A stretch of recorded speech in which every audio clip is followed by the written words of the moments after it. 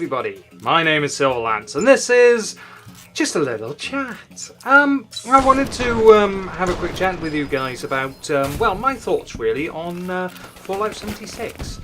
I don't know if you guys know this, but I'm a big fan of both Fallout, the Elder Scrolls, and, Bethesda in general. I think they're a really cool company, and I really like, especially the sort of Fallout, Skyrim, all that kind of stuff. Now, I wanted to do a kind of reactionary video to the whole E3, but to be honest with you, I kind of re-reviewed my sort of take on everything, and I thought, you know what, there's plenty of other proper reviewers out there who can talk to you about E3, what they liked, what they disliked, and all the rest of that. What I wanted to talk about specifically is my reaction to, and very specifically to, Fallout 76. Now, if any of you guys are following me on my streams that I do, I'm currently streaming Fallout 4, I had to think then, on my channel. And at the very beginning of the actual stream, the very first episode, I commented that that Fallout 4 is my highest played game on my Steam list. I think I've clocked in about 650 hours or so, and that's just from Steam alone. I've got a separate copy as well, which doesn't run through Steam, which I played to absolute death. And then before that, I had an Xbox 360, and I played to death both Fallout and Fallout New Vegas. Fallout 3, sorry, and Fallout New Vegas. So, to give you a very good understanding of where I'm at with all the sort of Fallout stuff, is I'm a massive fan. I absolutely love it. And for me personally, it's just one of those games, and it just means a heck of a lot to me. So, hearing about the new release for Fallout 76, I was really pumped, really excited. It kind of made me go, ooh, a new Fallout game, but why is it called Fallout 76? It doesn't make any sense. So, I then went back to the E3 press conference for Bethesda press conference, and I had a look into it, and I had a bit more or better understanding of why it specifically is called Fallout 76. So what I want to do is just run through a couple of things that I was interested in, and a couple of things that I personally don't want to see, or that they need to do really well. So I'm going to just go through, I've just made a few points here, and I just wanted to go through them. So the first thing I wanted to talk about was, it was set before the Fallout 3 universe, so it's one of the very first few vaults to be opened, specifically in the West Virginia area. Cool. Brilliant. I know nothing about West Virginia. Saying that though, I knew nothing about Boston or DC, to be honest. I mean, I'm from a very small town in Wales. For those of you who don't know where Wales is, it's in the United Kingdom. Shh. So, I don't know anything about it, but it looks really interesting. It looks to be using the Fallout 4 engine, which I really like that. The Fallout 4 engine itself is really nice. Everything looks pretty, very beautiful in places, breathtaking in other places. Just kind of ignore the faces, for pressing Garvey and all the rest of that. Anyway, so that's cool. Yeah, really excited by that. Really interesting. As soon as they mentioned, though, it was online only, I had a sinking feeling. Now, as I said, 600, almost 700 hours recorded through Steam on Fallout 4 kind of tells you that I really liked it as a one-player game, as no multiplayer at all. So, being told that this one specifically is online only was, it did give me that sinking feeling. Now, the reasons why are so bizarre and weird, but I just want to try and sort of formulate my thoughts and sort of get them out there. So, when it comes to online only, you need to be, at least for Bethesda anyway, you need to be very careful about the way they present it. Now, I will go into this a little bit more detail a bit later on, but as long as they don't take away from the exploration, the lore, or kind of mess it up with the whole, pay to win and all the rest of that, then do you know what? It's probably going to be amazing. But as I say, got a few points that I wanted to go through. The things which kind of struck me were the settlements can now be built pretty much anywhere, which is cool. I like the settlement building. I'm one of those few people who really enjoy my settlement building in Fallout 4. I know a lot of people kind of had this massive, we hate it, and Bethesda instantly turned around and say, you can hate it as much as you want, it's not mandatory, and it really isn't. I loved it. I liked the creating your own sort of area, making sure that you had people who are actually responsible for, and you weren't just the lone wanderer or the courier or the sole survivor. You know, you also had this responsibility of taking care of your settlements, making sure you had enough food, water, blah blah blah blah blah. So the fact that you can create your own settlements, really interesting. That does have a however in it, and again, I am going to come to it in just a moment. What did surprise me is when it said online, my first thought was, well, how is VATS going to work? And let's be honest, it's not, is it? The only way that I can foresee VATS being used is that if it's in real time, to give you maybe that extra targeting, that extra bonus. But it's not really going to help, I don't think. So I think what I would like to see is I'd like to see them use VATS if they're going to use it, or just tell us outright, yeah, no, VATS is gone. Either way, I think it's going to be needed, really. So, okay, cool. All right, no VATS. Let's face it, it's online only, so VATS isn't really going to work. This kind of follows into what else I really enjoyed about it. Other than obviously the scenery, there's lots of green out there in West Virginia. As I said, I don't know anything about it, so I don't know anything about the sort of areas of West Virginia or anything else like that. The fact that the map is bigger than Fallout 4, again, it's cool. Yeah, brilliant. And the howevers are still in the back of my mind. And I promise I'm going to come to them. New monsters, again, wow. You only see them for like a couple of seconds. And again, that's just, cool. I wonder, my brain starts going through the whole lore behind them. How did they get created? How have they, survived? What have they turned into? But what I didn't see was any of the old monsters. I didn't see any of the old ghouls. Or rad scorpions, or maybe I did and maybe I just missed them. That's, yeah, absolutely, that could possibly, maybe could be happening, I don't know. But yeah, cool. Alright then, let's, I don't think I saw any robots either, which, again, is right at the beginning, you see Mr. Handy. Okay, cool.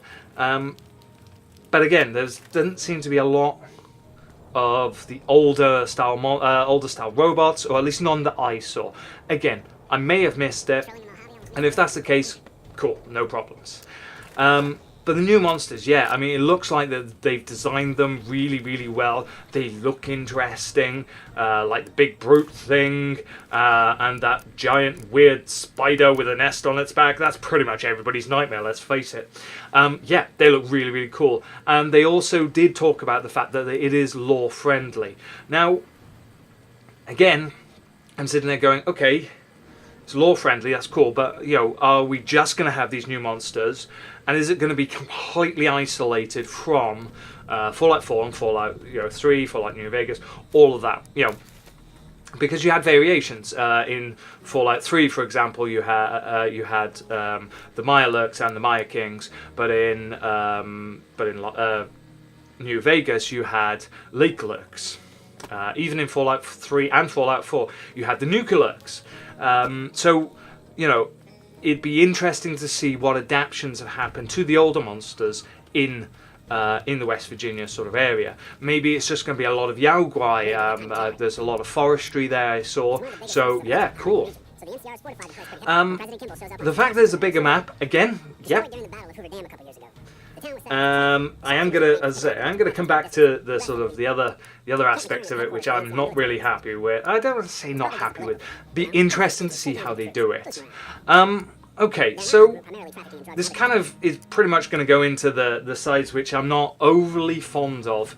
Now, when they talked about it being online only, the first thing that I thought of was World of Warcraft. Now, I am not, by any means, an MMO player.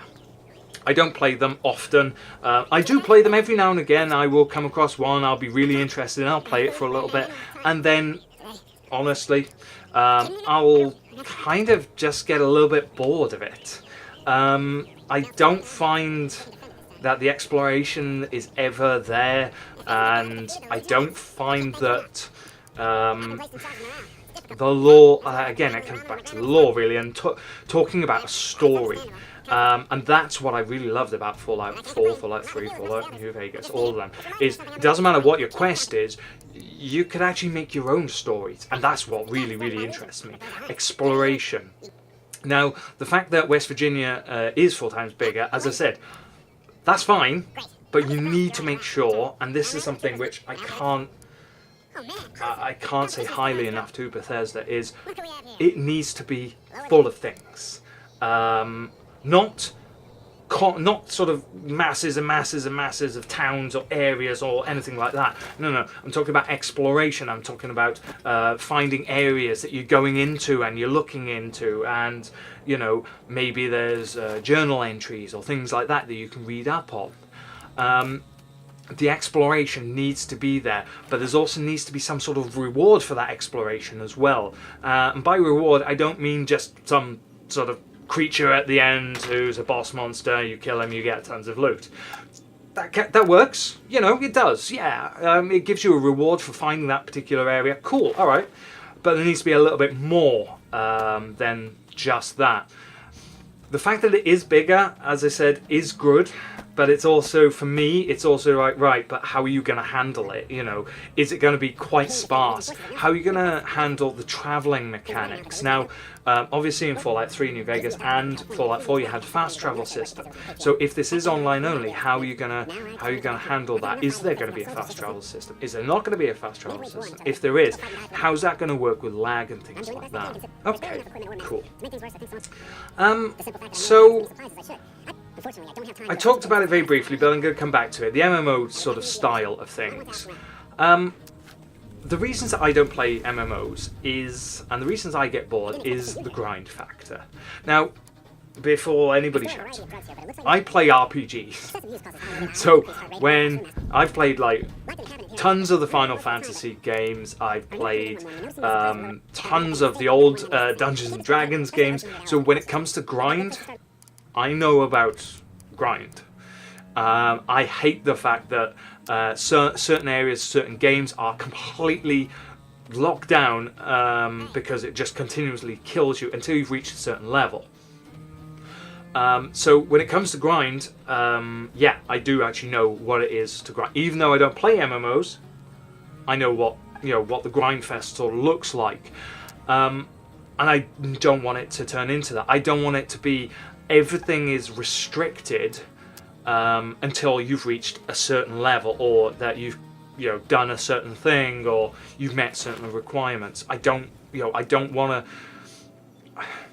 I want to say busy work, but I don't just want it to be right. I have to go to this area, kill all these monsters, so that I can do this, so that I can do this, so that I can do this. And don't get me wrong, the core of RPGs, probably for those people who don't play them often, probably feels like that, and probably probably looks like that as well, and a lot of missions are very much like that. Do this thing to do this thing to do this thing to do this thing. So what I'm saying is it needs to be handled correctly. That's all. At no point do I want to sit there and go, oh God, yet another fetch quest. Oh, and please, can we just not have 10 million fetch quests? That would be great. I mentioned it a little bit earlier on. Pay to win. Don't. And it's as simple as that. Do not include a pay to win system. Because if you include a pay-to-win system, you're isolating your audience straight away. For people like myself, people people who don't have a lot of free or expendable cash, you're isolating your audience straight away, and equally you're gonna certainly see a drop off very, very quickly, because after sort of 3, 6, 12 months, it's going to be completely pointless in picking up the game to begin with, because you're going to have people who are ridiculous levels. So we're coming to the sort of the core bits of it now that I want it to be handled really, really well. Now, one of the things that did stand out for me was that that there's only going to be and I quote, a few dozen people on the map. Now, a few dozen people on the map, basically, and they're all going to be online. So, again, this brings into a couple of questions for me. So there aren't any raiders? All right, okay. Or are there going to be raiders? You know, by raiders I mean NPC raiders, not as in human-controlled, raiders who just want to go and have fun. How's the shopping system going to work? How are you going to, I don't know, buy chems if you don't want to put your character through that? I'm assuming there's going to be a leveling system where you can specifically isolate certain character traits, like you don't want to be a chem specialist, you don't care about them, but you can still buy them. That sort of thing. That'd be really interesting to see how they handle a leveling system, but that's a separate part, So when it comes to that, again, how does the shopping system work? How does the vendoring system work? Is there a way to do the vendoring with these online people, or are you going to have like a shop, literally no person, completely like Cogsworth, for example, from Fallout 4? He's just sitting there. You give him some caps, and he gives you lots of camps. Yeah. So there's not going to be any raiders, or at least from my impression, there's not going to be any raiders. Okay, so it's just going to be constantly fighting monsters and things like that. Okay. Does that make the world feel less lived in? I personally think it would. But again, like I said, it's all going to be how they're going to handle it. So there's going to be a few dozen people on the map. Okay, again, I'd like to see how that's looked into. I'd like to see how they're going to balance that. Is it going to be like, for example, a server for, or I should say, not a server, but a map. Yeah, pretty much what it's like the GTA servers. You go onto one server, there's like 100 people there. You go onto another server, there's like 50 people there. Is it going to be similar to that? Cool. That'd be interesting to see. How's communication going to work? How are they going to balance out the levels? Because again, you don't want to enter as a level 1 against people who are level 10, 20, 30, 40, 50. The nukes, not really.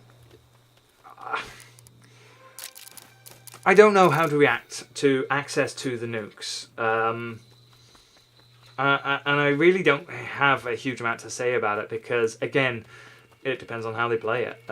For me, not really that interested, to be honest. Yeah, you could probably nuke some people, or nuke I don't know, is there going to be like a super mutants camp? Are there going to be super mutants? If there is like a camp of bugs or aliens or creatures, you could nuke them, or can you? Again, like I said, it's for me, it's going to be very, very, very interesting to see how they play that. I talked about exploration before, and I keep coming back to it because it is really, really important to me. I just want to see a lot of interesting areas. Not necessarily, like I said, filled to the brim. I don't want it to be like one settlement, then another settlement, then another. No, make it a little bit more sparse than that, yeah, but again, with these small groups or a few dozen people on a map, that'd be good, because it means you're not constantly overwhelmed. But at the same time, it's going to be, yeah, but is that going to feel like it's not lived in? Again, comes back to that feeling of belonging there. So, overall, I'm excited, but I've got an awful lot of questions to ask. what are your questions? So what do you want Bethesda, to do or to not do? And tell me below in the comments. Tell me what you think or your expectations are, because I'd really like to hear it. And I can obviously respond to you in the comments, or if there's enough questions about sort of the lore behind stuff and all the rest of it, I'll even do another video. So thank you everybody so very much for watching, and I will see you all in the next video. Bye bye.